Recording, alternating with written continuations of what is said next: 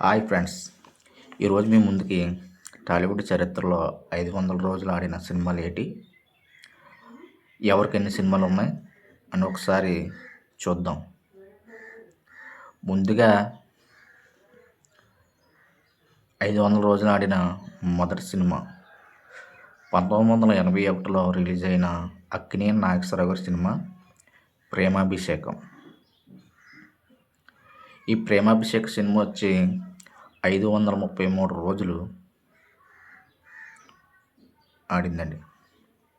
533 రోజులు ఆడి టాలీవుడ్ చరిత్ర record create చేసింది. అదేవిధంగా రెండో సినిమా వచ్చి మన నందమూరి నటసింహం సినిమా మంగం గారి మనవడు. ఈ సినిమా వచ్చి 1984లో వచ్చింది.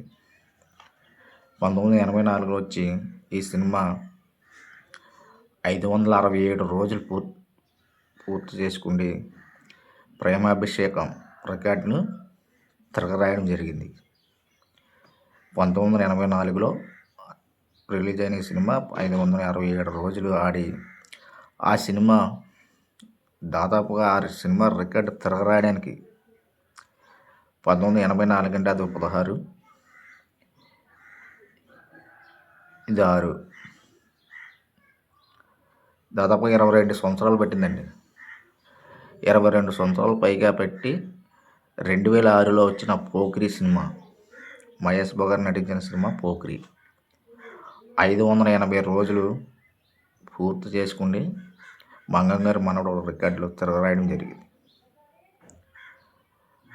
అదేవిధంగా 4వ స్థానంలో ఉన్న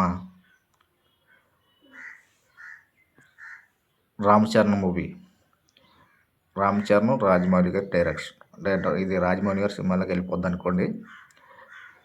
2009లో వచ్చిన ఈ సినిమా 900 రోజులు ఆడి పోకిరి సినిమా రికార్డు తిరగరాసింది. షిఫ్టింగ్లో ఈ సినిమా 1000 రోజులు పూర్తి చేసుకుంది. అంటే మనం సింగిల్గా కాల్కులేట్ చేయాలి కాబట్టి 900 రోజులు పూర్తి చేసుకుంది ఈ సినిమా పోకిరి రికార్డులు తిరగరాయడం జరిగింది.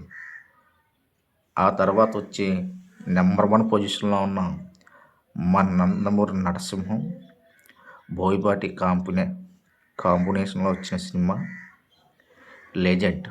ఈ సినిమా 2014లో రిలీజ్ అయ్యి అఖండ విజయం సాధించిన సినిమా అందరూ మీకు తెలుసు.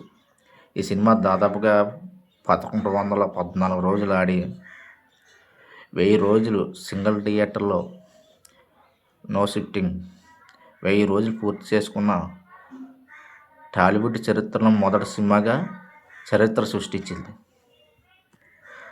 టాలీవుడ్ చరిత్రలోనే 500 రోజులు ఆడిన సినిమాల్లో 5 ఉన్నాయి.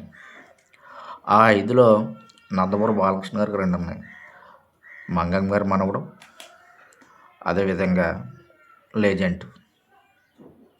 రామ్ చరణ్ గారికి 1, మగధీర, పోకిరితో మహేష్ బాబు గారికి 1, అక్కినేని నాగేశ్వరరావు గారికి ప్రేమాభిషేకం 1. ఈ విధంగా టాలీవుడ్ చరిత్రలో 500 రోజులు పూర్తి చేసుకున్న సినిమాలు నందమూరి బాలకృష్ణ గారు టాప్ 1లో నిలిచారు.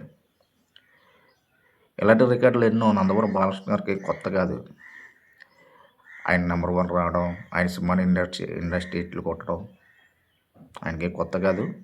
ఇలాంటి రికార్డులు మరి ఎన్నో ఉన్నాయి. అవన్నీ మన ఛానల్లో తెలియజేయడం జరుగుతుంది. నందమూరి అభిమానులు అందరి సపోర్ట్ నాకు ఉంటుందని మనస్ఫూర్తిగా కోరుకుంటున్నాను. నమస్తే, థ్యాంక్ యూ.